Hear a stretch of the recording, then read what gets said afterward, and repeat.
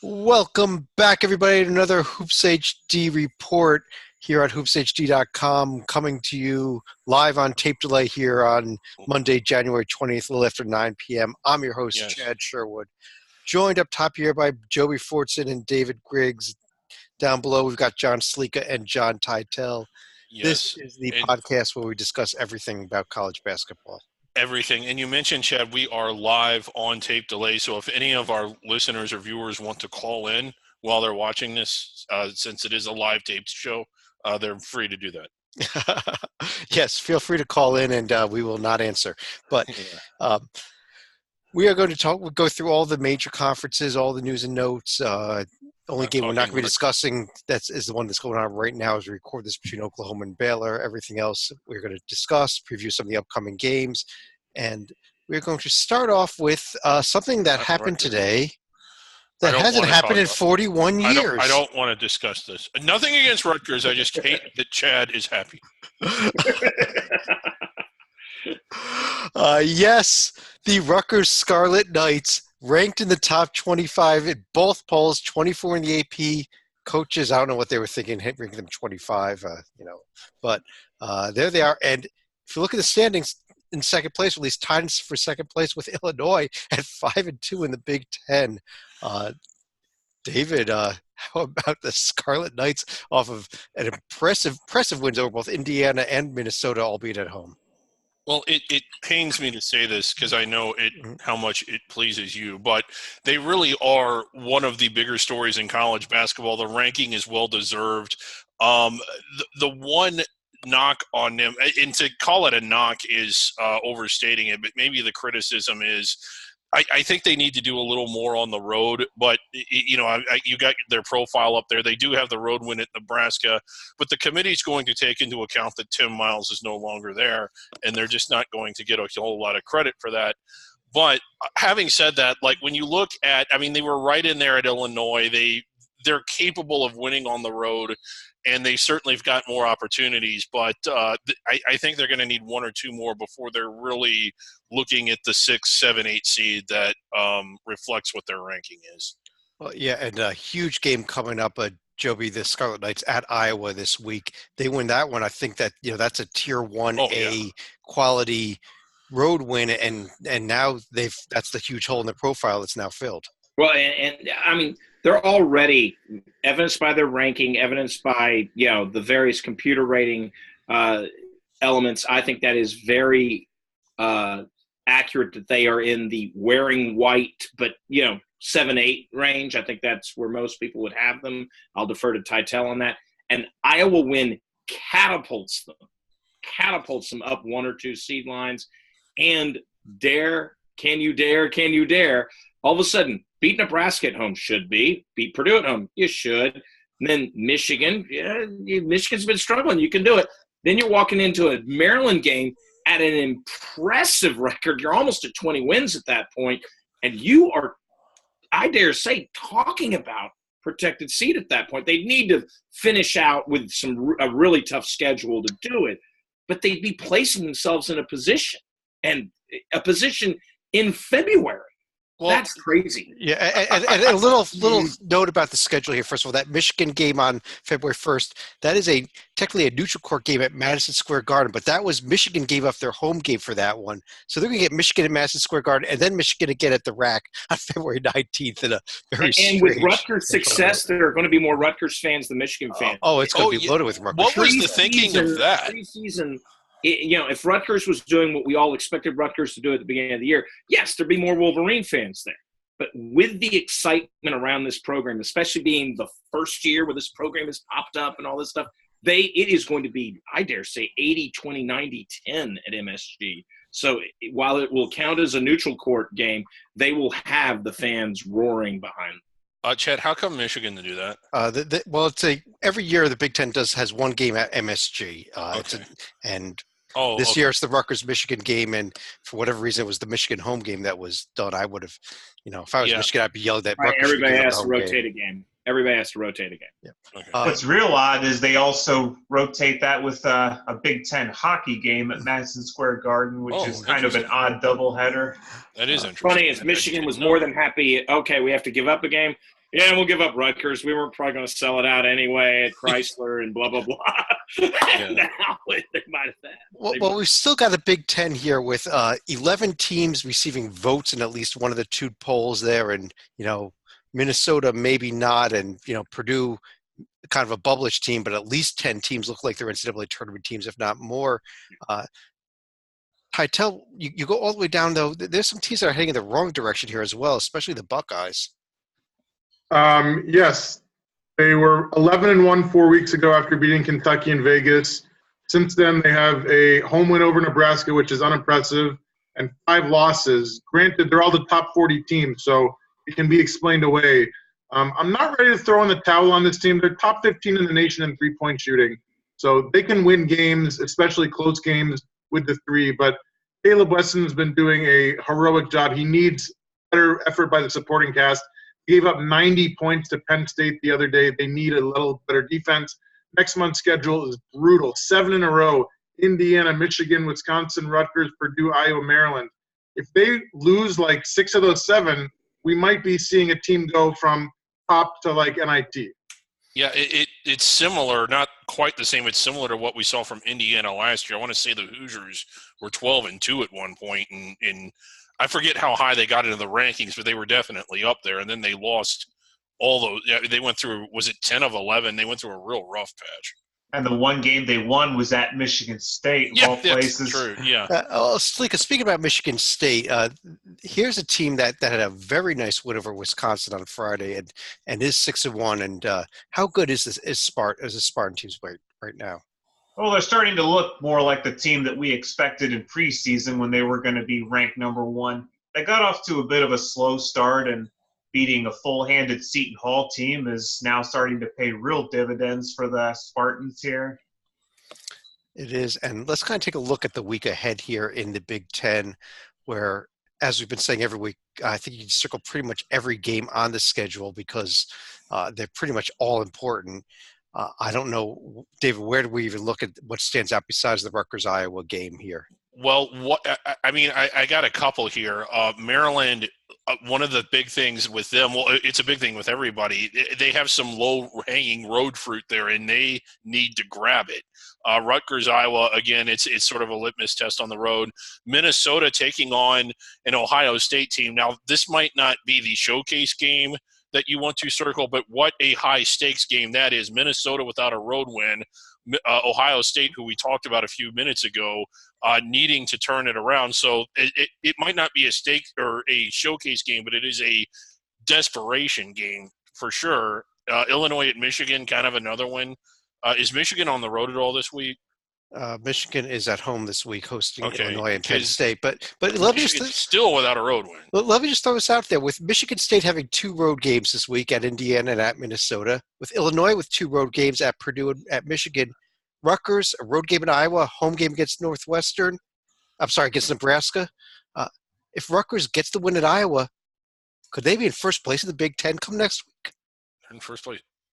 Yeah, they could. I mean, they could. I mean, how ridiculous is that? I'd be very surprised if the Gophers come up and bite Sparty, to be very honest. But yeah, you can dream, Chad.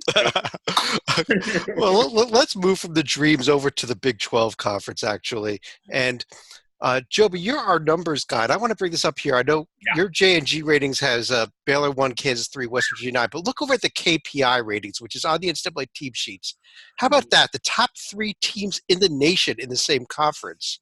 Well, Kevin has a similar-ish program to mine, and we duke it out for who has the most accurate rating. He's the only one to ever beat me. And so when I look at 1, 2, 3 right there, you should look with respect in that regard. However, let's be realistic here. And I think Kansas and Baylor are 1 seeds right now, and West Virginia, after tonight, most certainly can make claims that they are, positioning themselves towards that. When we go to the West Coast Conference, you'll see where Kevin's program messes up. It is very top heavy, but it's a strong conference. I mean, Texas Tech is better than 67. They are more like mine, 40.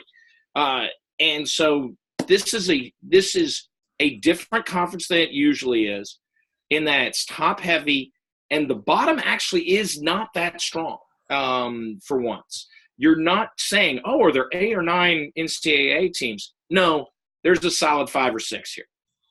I think 6 is a stretch. I see Oklahoma. I see Texas Tech. I really don't see anyone below that, especially Tytel, this Texas team that got their asses handed to them today, honestly. I don't like to use the phrase handed to them, but yes, I'd have to agree with that.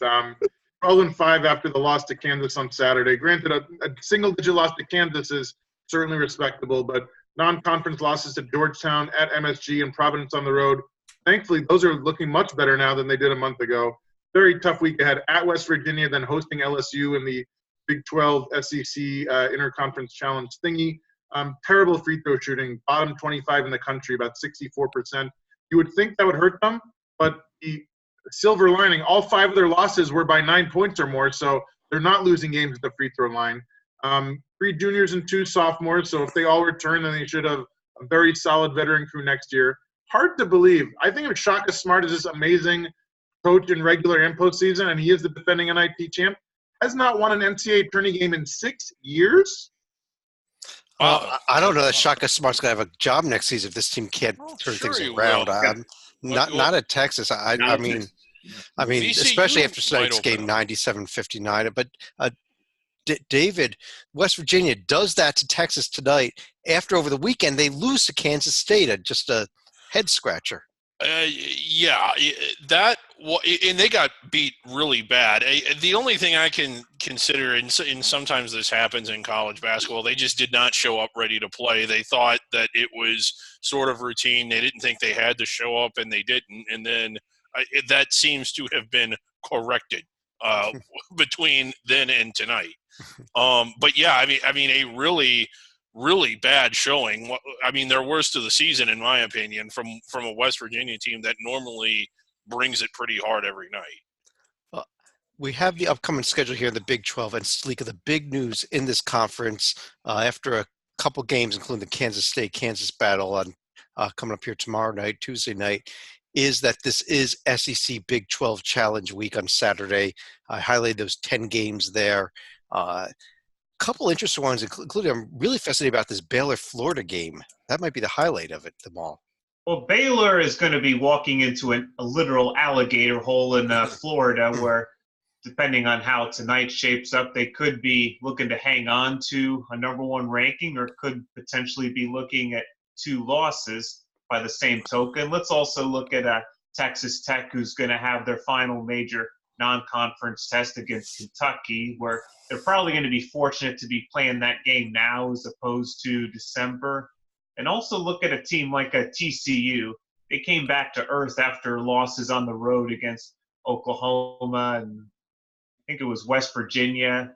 Tomorrow night they're going to host Texas Tech, what might be a winnable game, but still wouldn't surprise me to see them come back to earth with a 3-3 mark, and then they got to go to Arkansas on Saturday. But hey, if they get 1 or 2 wins this week, maybe we have to start taking a little bit of a look at the Horned Frogs.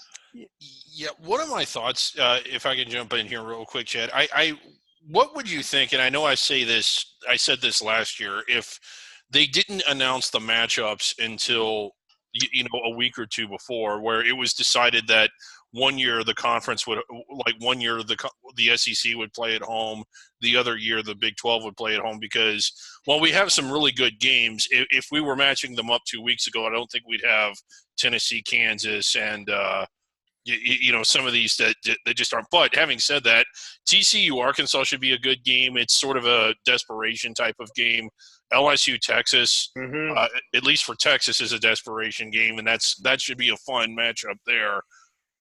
But I don't know. I'm kind of interested to hear your thoughts on that. I mean, well, yeah. I mean, like Iowa State and Auburn. Really disappointed that Auburn may have one of the worst teams in the Big 12 there, and the Tennessee Kansas game though. I mean, this is kind of going to the SEC side of things. This is a chance for Tennessee to really prove that they're back and they've learned to play after the injuries. Yeah, kidding? No, it's gonna get crushed. Tennessee, if they can win it, a lot better. But going into Allen is just cruel. It'd be a lot better if it was in Knoxville at Thompson Bowling, because who knows? They could pull off something at Thompson Bowling. I don't see. Allen Fieldhouse being hospitable at all. If they pull it off, great. This bubble, because they're bubble right now, their bubble is no longer bubble. And the loss, if they get run out of the building, they're still in the bubble. No one's going to say, "Oh, you got run out by a top 5 team. Oh, you stink." So it's an opportunity game for Tennessee. I'd much rather, if I were Tennessee, I'd much rather be playing at Kansas than at Kansas State, where even if you win, people are going to go, "Oh, shucks." But if you lose, you're all of a sudden losing to a team with a net in the high 80s. Well, you just don't want to see. I mean, Kansas is they're at home, and when you look at how it alternated, look at who West Virginia is playing, and that is who should be playing. Okay, Kansas. let's move on now. Let's go over to the other half of the SEC Big 12 with the SEC. And Titel, I mentioned that Baylor-Florida game may be the best game, but how about these Gators who are starting to turn things around, including that big win over Auburn over the weekend? Very hard to figure this team out. They've been up and down all season. Now 12-5 after the huge win over Auburn on Saturday. Tough week ahead at LSU and host Baylor. Good luck. Very young, 3 sophomores and 1 freshman in the starting 5, so I think they're having some growing pains. Very short team also. 4 starters stand 6'3" to 6'5", so I think they're going to get beat up by big guys like Baylor with Freddie Gillespie and stuff like that, and LSU with Trendon Watford. Kerry Blackshear, the Vodtech transfer, has been huge on the board.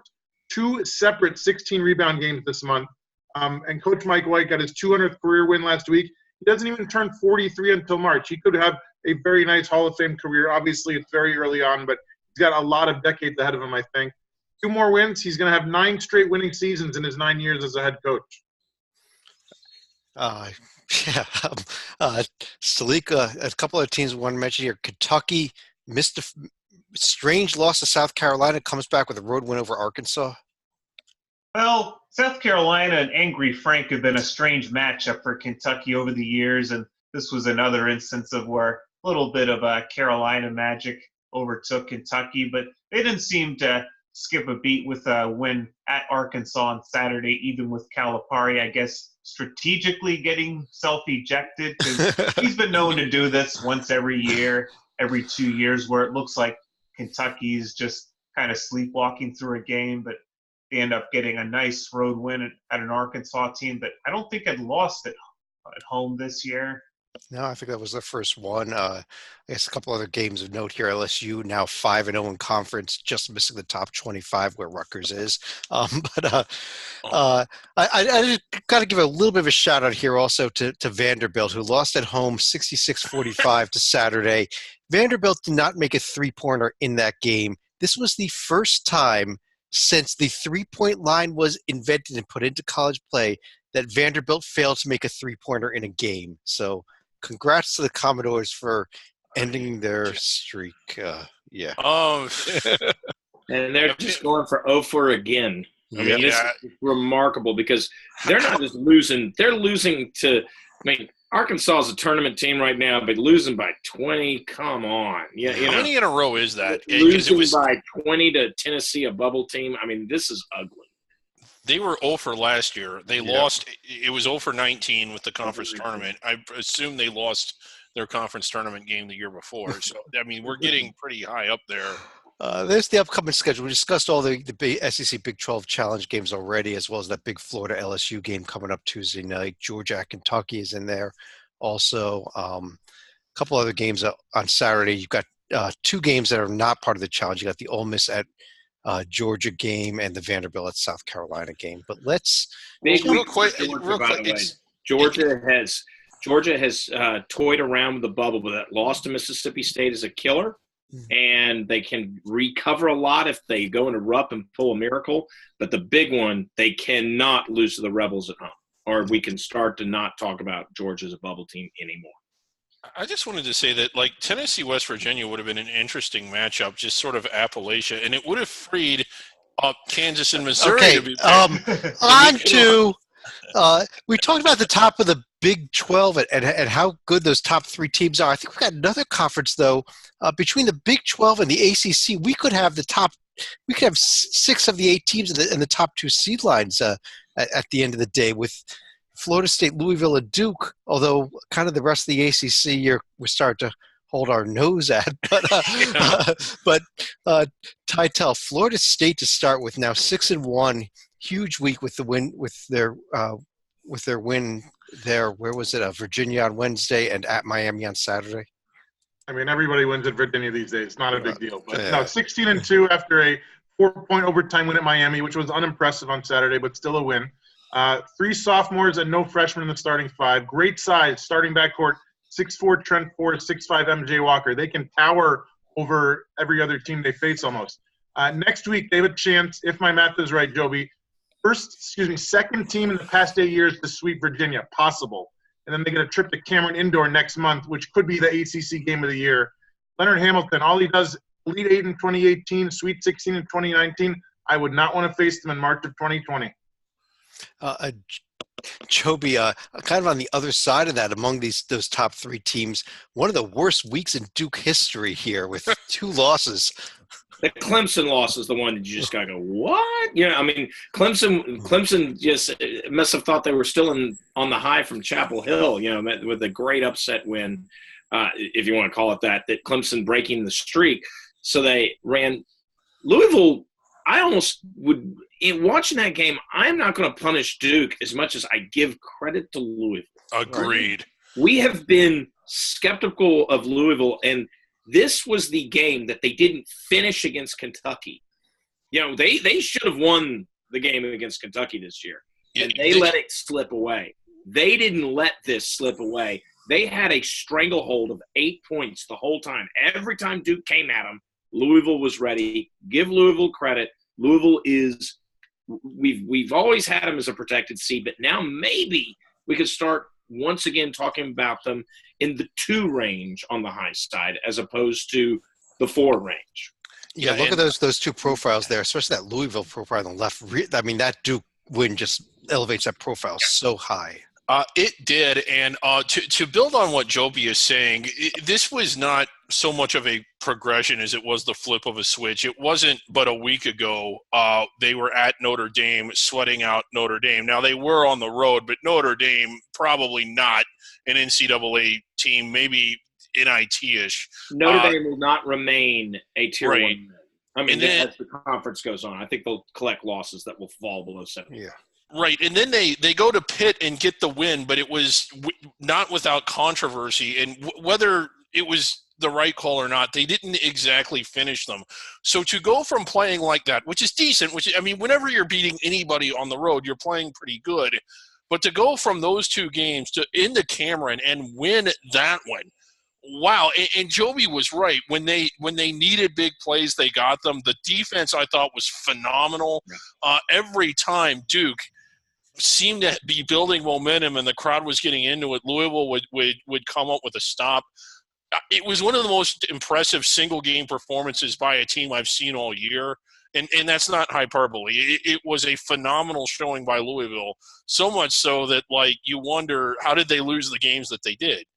It completely changed my perception of this team just in that one game.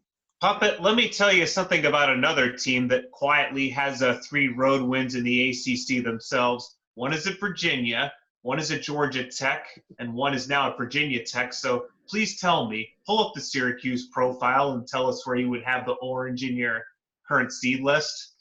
Me? Yep. I'd have to. You mentioned there are only 3 wins of note of the entire season. That's the problem here. Look at that. Other than that, they beat Colgate at home and a bunch of Tier 4 opponents. Come on. I bring this up just because it seems like this is the Puppet's only point of emphasis when bringing up a team profile here. I will say that they've moved fast. I don't know if they're even in my field yet, though, to answer your question. But I do like the 2 road wins. The team I have on the right there, though, off of the win tonight at Virginia State, I think is definitely trending up into the field at this point. I would agree with you, Chad. And to put it in perspective, what Syracuse did there was they were very smart. They lost to Virginia Tech and Virginia at home, but they won on the road. That's actually a good trade, usually, because you get the Tier 1 and all that. But it's NC State. NC State, more importantly, look at that SOS for NC State. Okay, look at that SOS. It is not 300, and now the out of conference. It is not 352. Which if it was out of look at Wednesday night. They could get road win number 4 with a very winnable game at Notre Dame. And road win number 5 against Georgia Tech, which is almost assured for NC State. But NC State, Kevin Keatts was the right hire at the right time, I think, for them. They just had a bad whoever in the athletic department or himself decide let's play all MEAC teams in Auburn was cost themselves a bid last year. I'm not saying they played great teams out of conference. They got Wisconsin, etc. But this year they aren't playing the sub, and as a result, their ratings look better. Their net is top 50. And remember, that net doesn't reflect the win at Virginia. So that net's going to go up. NC State right now, I dare say, is a tournament team if you were building a bracket. Not saying I agree. Top half, but they're a tournament team. The other thing, Joby, despite, and this was partly due to their schedule, they didn't have the wins when they had the chance. They beat no one at home that had a winning road record and no one on the road that was within the that was above the bubble line. This year they have.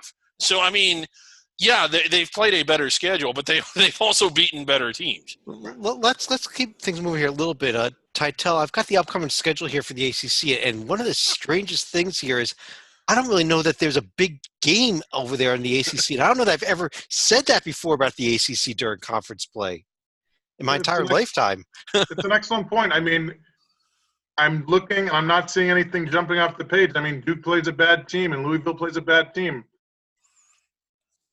It's just a very, very strange week for the ACC, and unlike the conference like the Big Ten, where every game is of note, the only games that can be of note in the ACC this week are if an upset happens. Well, the only game of note was actually what happened earlier tonight with Virginia and NC State. Two teams. That was probably the biggest one. Yeah, it did. That was the game. All right, over in the Big East Conference, this is another conference where you probably got to say that every team in the league, this is a conference where I think every team in the league still has NCAA tournament aspirations, although sleek a year Xavier Musketeers probably the least of all these 10.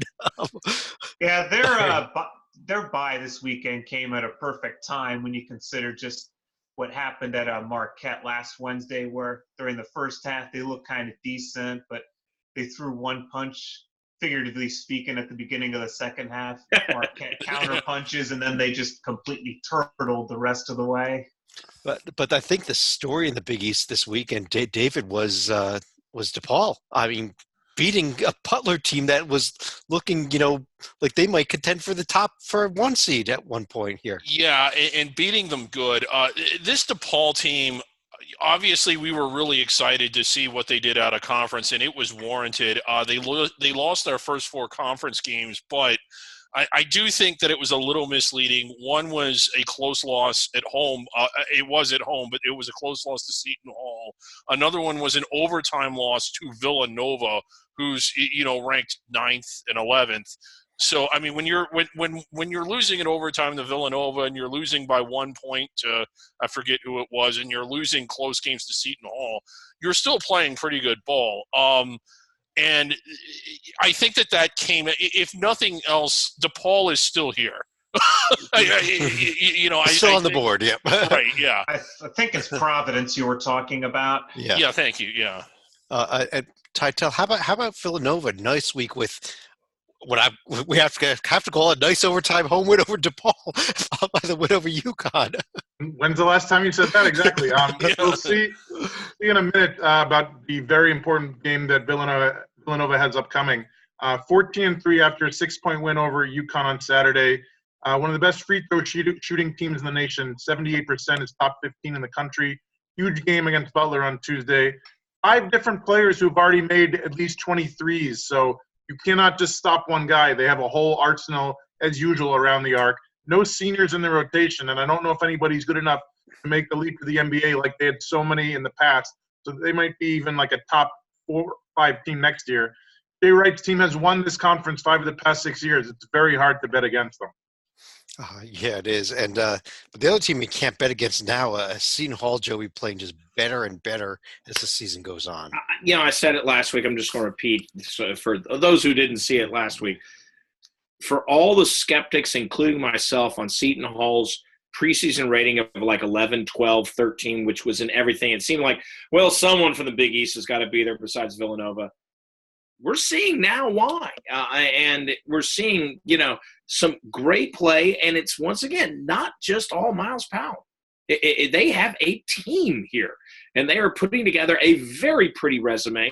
6-0 in this conference means 6 really quality wins, because there's not even St. John's Xavier are quality wins. So Seton Hall, we are looking very seriously when the NCAA Tournament Selection Committee in about 3 weeks comes out with their preview top 16. I will be shocked if Seton Hall is not there as developments go, and I will be actually surprised if they're not on the 3 line or better. Or better, yeah. And we'll see the upcoming week here in the Big East, and you could just circle every single game here, quite honestly. I mean, look at games like Marquette at Butler. Look at DePaul's games, Creighton and St. John's at home. Yeah, how the Butler Nova game. I've really liked what they've been doing recently. But, yeah, like, you're right, Chad. You got kind of Butler Nova in a showcase game. You've got, like, Providence. Well, Creighton at DePaul is big because while – as good as DePaul played, they're still just 1-4. They need that one at home. You got Xavier trying to get back into it. Every game is big. Every game is big. St. John's at DePaul, 1-4 versus 1-5 is bigger than any ACC game. That's a great point, Joey. That's awesome. And I will say for Xavier on Wednesday, it's now or never, because Georgetown, they have yet to win a road game in this league here. And you look at Creighton, who's possibly knocking on the door of a protected seed themselves, but as the puppet notes, Creighton better get their wins now before February comes, because we know the McDermott effect is coming. Right, Let's take a look over the Pac-12. Like this conference this year. Where crazy. Stanford. Oh dear. Oh dear me. Joby, are you finally willing to buy into my USC argument that I've been making on the bracket rundown shows for a couple weeks and been getting shot down on again and again? Oh, the J&G loves USC. I don't know why, but man, I think you've gone into the formula and recalculated, which I think you've taken some Arizona trades, traded them with USC. Though, Titel, the reason why Arizona's there is you need a road win. But but and once it happens, Arizona's will jump in the J&G by like 15 points to 20 spots. But but USC, they're just hanging around. And I got to give the Stanford win. I don't know how many people paid attention to that Stanford game. Stanford's up by 20 at half. And USC would just ate into it, and then had a miracle finish to pull out the win at the end of the day.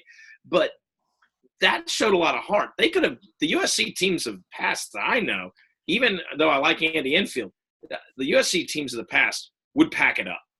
I mean, that you would not see them respond. The fact they responded means this team is a solid – I don't know if they're a 5 seed, but they definitely are a tournament team.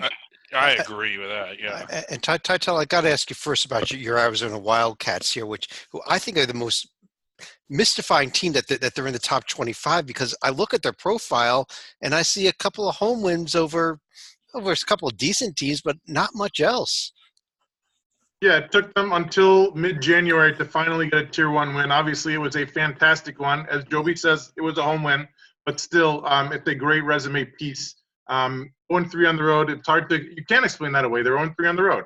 I wish that we wouldn't have lost at Oregon in overtime by a point. That could be a seed-changing kind of victory, but I'm not losing sleep about losing to Baylor and Gonzaga by single digits. So we can hang with anybody in the country. I'm not worried about the offense. It's Final Four good. Defense is where we are lacking when you start 3 freshmen. That's to be expected. And I do not think this is like an Elite 8 team this year. Well, 5 of the next 7 on the road here. This is where they've got to make their mark, especially with the chance to sweep the Arizona State this weekend, and then the Washington trip after that. If he can't beat Washington State and Cal, then I am throwing up my hands and just going, okay. Let me stick with you. You're down the bottom of the conference. Washington really heading in the wrong direction with Quade Green gone now. As long as Rocco's here, I figure I could beat up on his boys. Okay. Very hard team to figure out. Christmas Day, you wake up, they're 10-2 with a win over Baylor and a loss to Gonzaga by single digits. And they lose 5 of their past 7 to fall to 12-7 overall. They are, as you mentioned, Quade Green is, I think, the X factor and the explanation for that.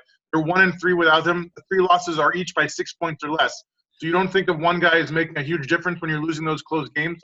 When it's your point guard who's a veteran, even though he transferred over from Kentucky, I think that he would be the difference after being declared ineligible a couple weeks ago. Interior defense, fantastic. About 41% allowed from 2-point range, number 4 in the whole nation. Jaden McDaniels, somebody tell him to stop shooting threes. 5 of 22 this month from behind the arc. Isaiah Stewart, unstoppable inside.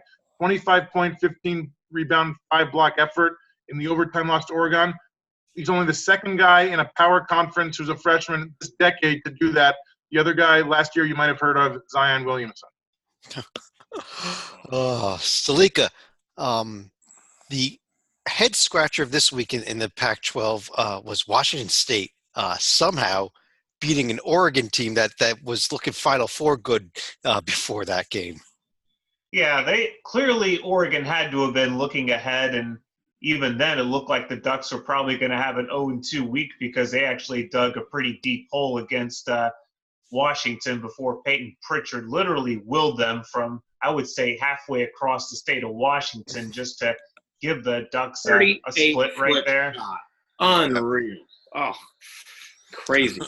But I think Chad also hinted at it with Washington State suddenly winning a pair of games against the Oregon schools. The Cougars are suddenly in the middle of the pack, and we thought they were probably going to be a team that was going to be right at the bottom. Yeah, here we go with this upside-down world again. Washington State 6th place on the standings. They are. Yeah. And that was on a weekend where they were honoring Klay Thompson and retiring his jersey. Yeah, and they played the Oregon schools. It wasn't like they played the Bay schools or the, UCLA. I mean, they played the Oregon teams at home. But David, a real fascinating upcoming week here, including this USC-Oregon game Thursday night.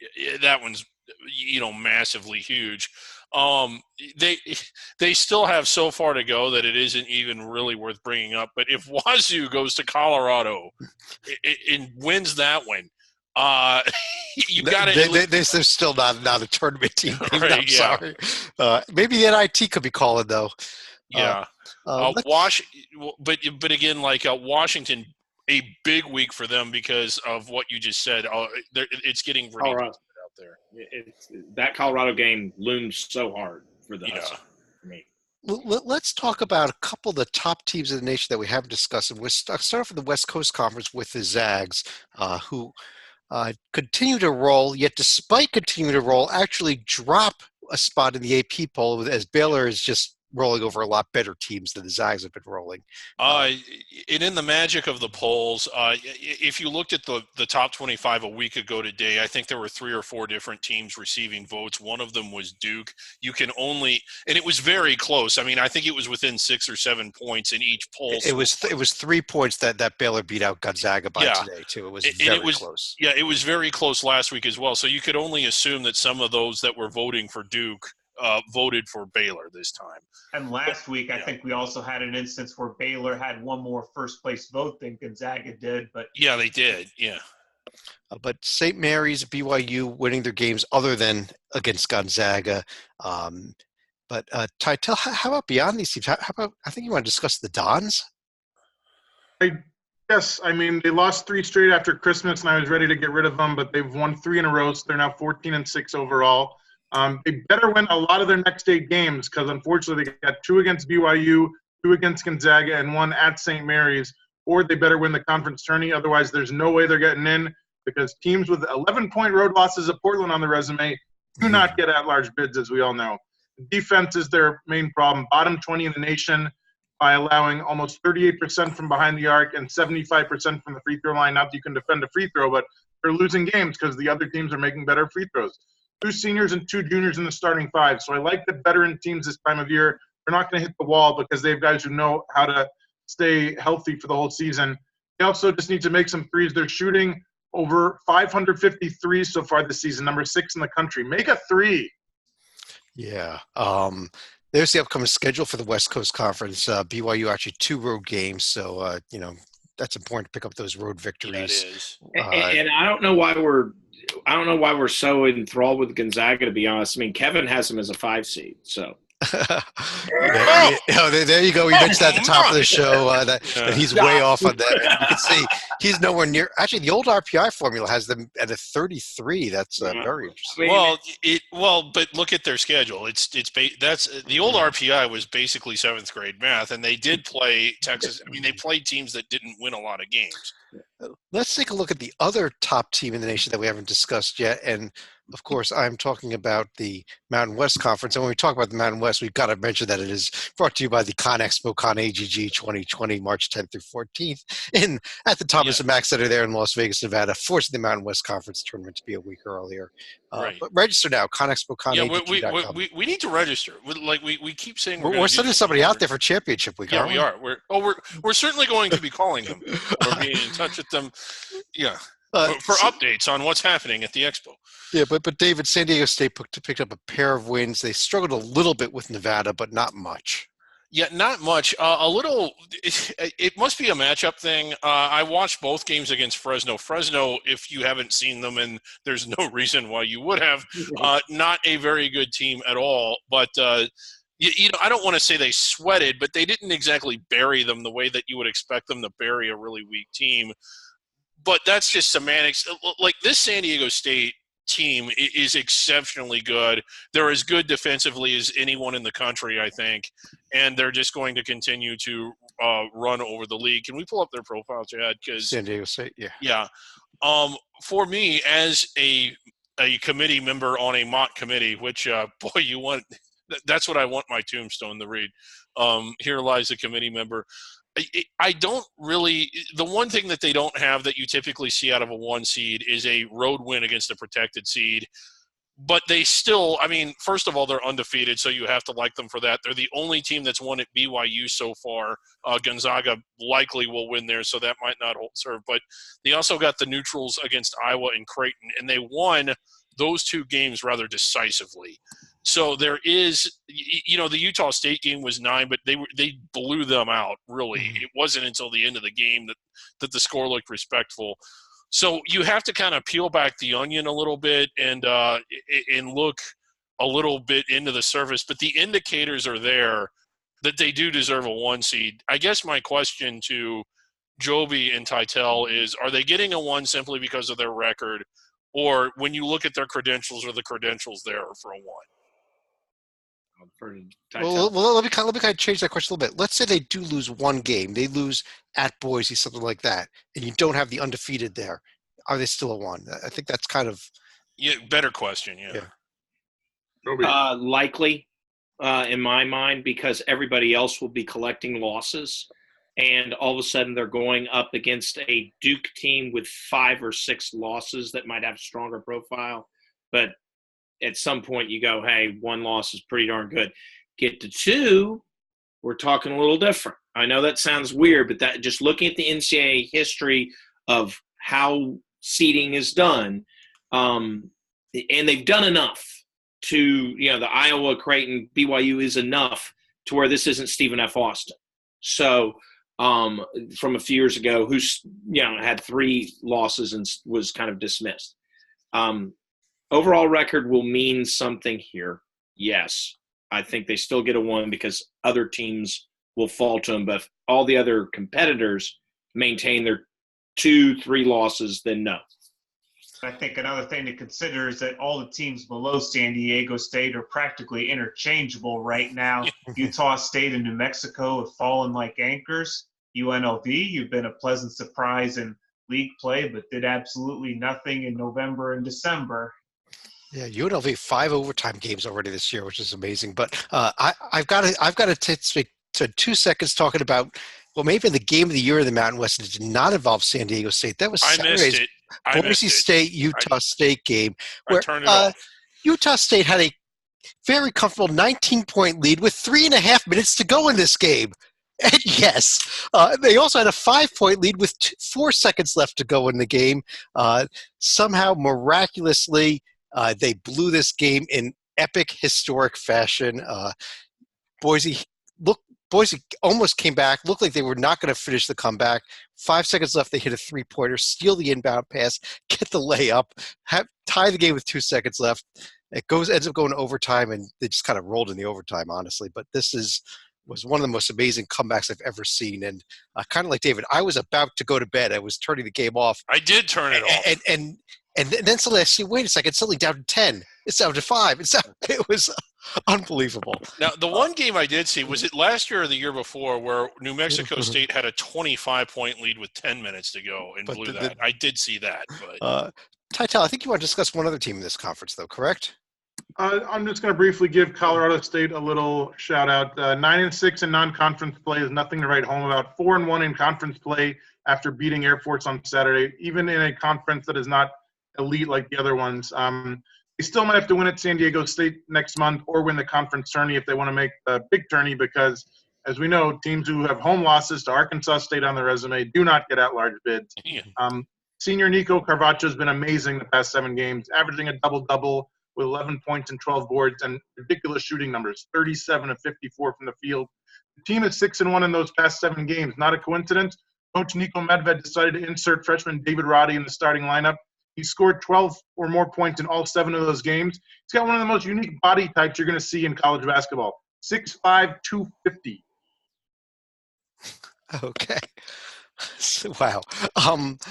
I got the upcoming schedule here for the Mountain West on the screen. The key games, obviously, San Diego State's 2 games, hosting Wyoming. They're at UNLV on Sunday.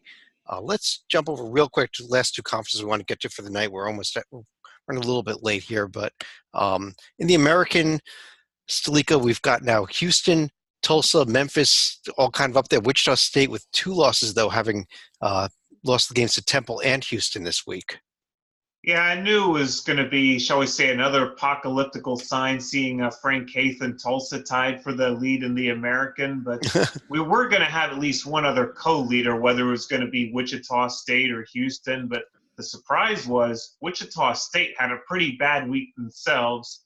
It's one thing to lose on the road in Philly against Temple, but quite another where they were not competitive at all against the Cougars at the Roundhouse. Yeah, that was in a real nice win. Yeah, both sides of the coin there, a real nice win for Houston. It was something they really needed, but a bad showing by Wichita State. Houston cracking the rankings, just kind of like Rutgers. Tytel. Houston, as a pin on that, Houston, like you said, David, your opinion of Louisville changed in a split second. My opinion of Houston changed there. Yeah, I'm with you, Joby. I was not high on them before this. But they were out before this, and now they're in, as of today. Tytel, how about the other team tie for first there, though? How about the Golden Hurricane?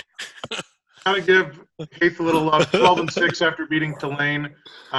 You do have a home loss to Arkansas State on their resume. Like, we got to start talking about Arkansas State. All they do is beat all these amazing teams. Very big, much of a roller coaster season. 7-1 to start, and lost 5 of 7, and now they've won 3 in a row. Great at defending the arc. 29% allowed from behind the arc, top 25 in the nation. And Coach Haith has had a lot of juggling to do. Started 9 different players this year. None of them have started every single game. It's a different lineup every game. Next 3 home games are brutal: Memphis, UConn, and Wichita. And they will no longer be in first place after that stretch.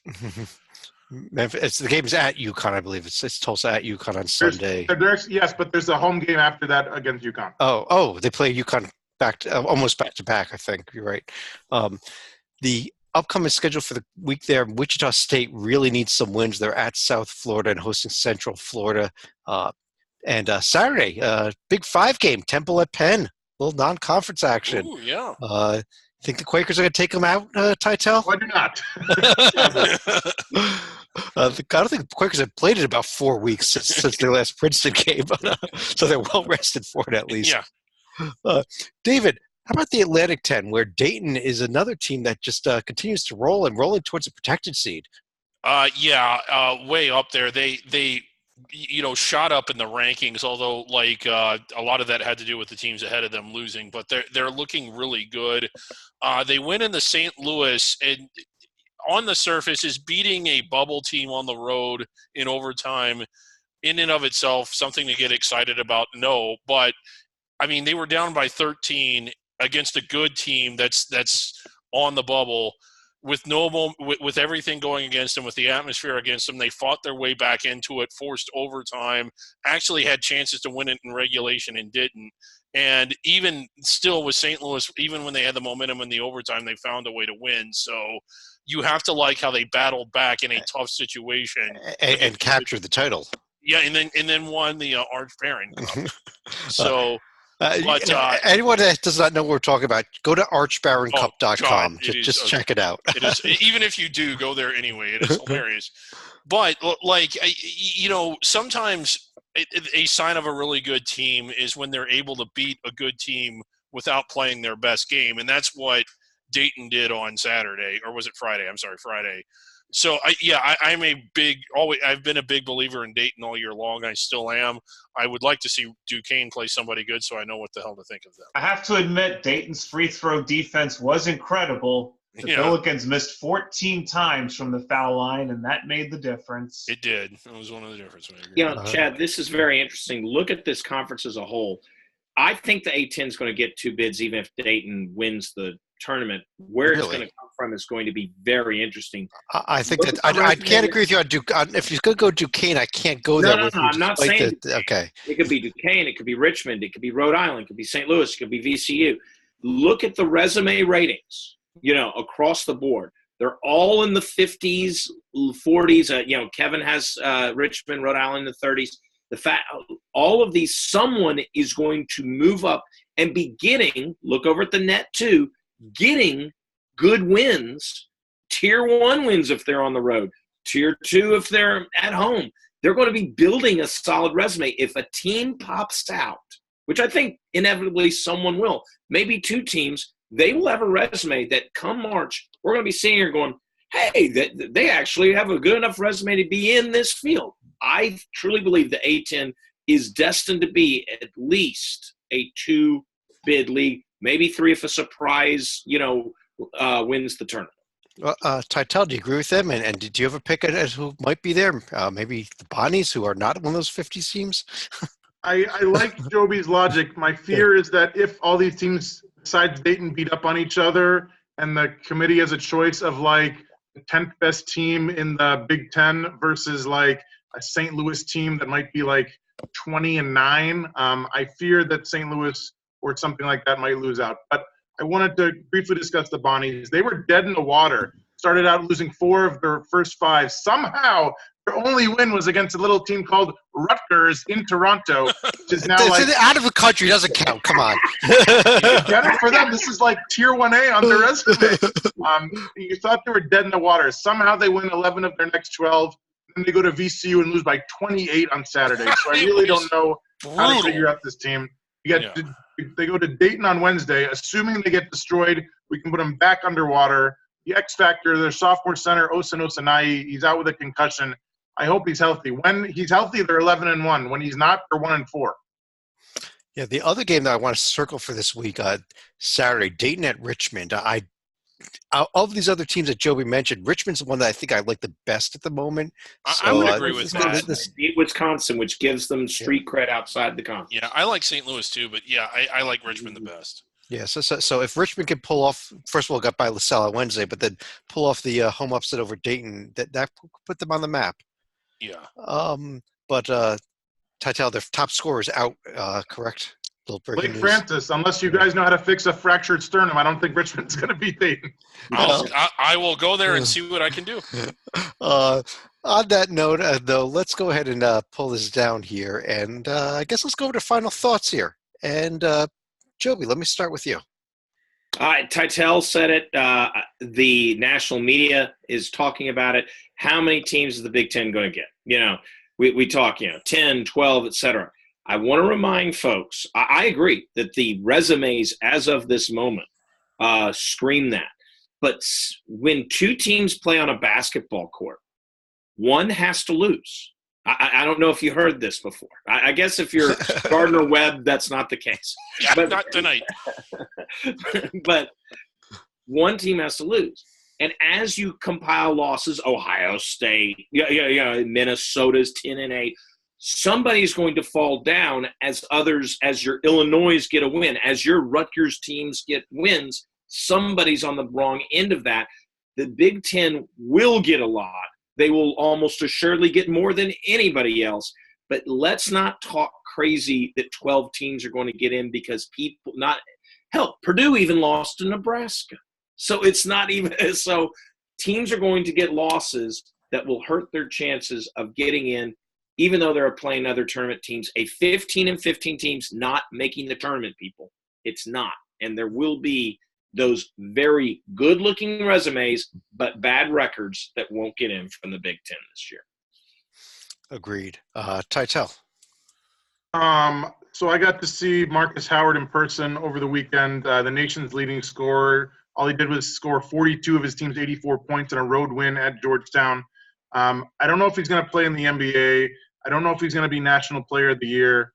But all he does, and he wasn't the most efficient guy. He took like 31 shots, but he drills threes. He splits double teams. He hits layups. Like, if you have a chance to see him this year, take advantage because he is so exciting to watch. Yeah, he's been absolutely amazing.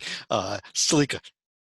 That's a little bit of a tough act to follow, but I'll go ahead and do my best here because we're getting close to one of our favorite times of the year, and that's going to be blind resumes. But because this is Hoops HD, I present to you blind resumes for complete morons. So I have a couple resumes here. That's blind resumes for people. It is blind resumes because nobody can read it. Unfortunately. These are going to. Yes. Unfortunately, we're having a fail here on the screen share, Salika. Blind resume. What a great. Like I said, it's blind resumes. That's great. John, that worked out even better than what you wanted to say.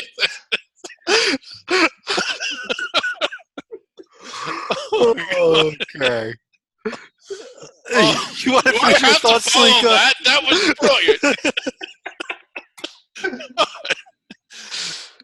So anyway, whoever's going next, go. I'm done. So, I think three things need to happen to make college basketball. But three. One is fewer team timeouts. I'd be for cutting it down to just two. Another would be I'm kind of against live ball timeouts. It's the only sport that has them. You shouldn't, like in football, if you're about to get sacked, you can't just yell timeout and stop the play. And another is, we go over this and over this and over this, but like replay, it needs to be capped at a minute. Then if after a minute of looking at it, if you still can't decide, then it's not conclusive enough to change the original call. And the other thing, and God, this was painful at the end of Virginia NC State, after the 15th team foul, if there's 2 minutes or less left and it's a 7-point margin, I'm for a 10-second runoff. Okay. Just to get the game over with. I don't know that's going to happen, but that's I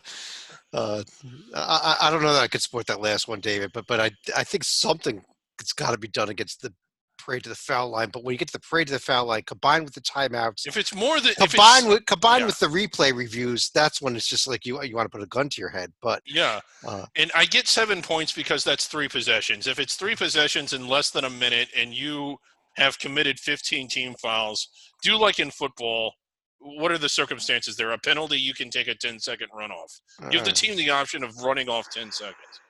Or you can just burn a timeout if you don't want the runoff. There you go. That worked. Well, on that note, though, I do want to thank everybody for joining us. We'll be back again later this week with Under the Radar on Wednesday night. We'll be recording. I think we're doing a bracket rundown Thursday night. But on behalf of Joby Fortson, David Griggs, John Slika's Blind Resumes, and John Titel, I'm Chad Sherwood. Thanks for joining us, and we'll talk to you again real soon.